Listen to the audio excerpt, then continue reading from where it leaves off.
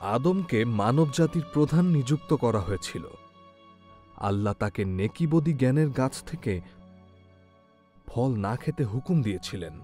আদম সেই নিষিদ্ধ ফলে কামড় দেওয়ার ফলে তারা দুজনেই তাদের সিদ্ধান্তের ভয়ঙ্কর পরিণতি অনুভব করতে শুরু করেছিল। তারপর তাদের দুজনের চোখ খুলে গেল, আর তারা বুঝল যে তারা উলঙ্গ।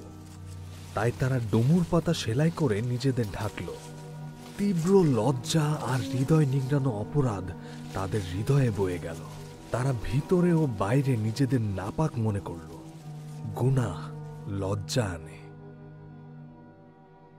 আদম ও হাওয়ার আল্লাহর নিয়ম ভাঙার আগে তারা আল্লাহ সচেতন ছিলেন এবং কোনো লজ্জা বোধ করতেন না।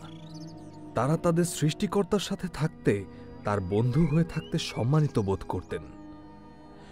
কিন্তু যখন তারা নেকিবদির গাছের ফল খেলেন, তখন তারা আত্মসচেতন ও লজ্জিত হলেন।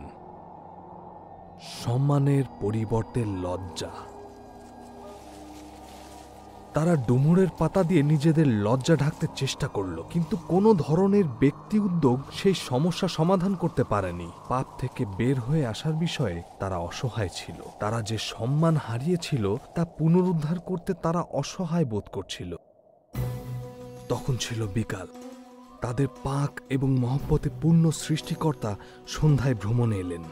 তাকে দেখে তাদের শরীরের মধ্যে এক ধরনের ভীতিকর কম্পন বয়ে গেল।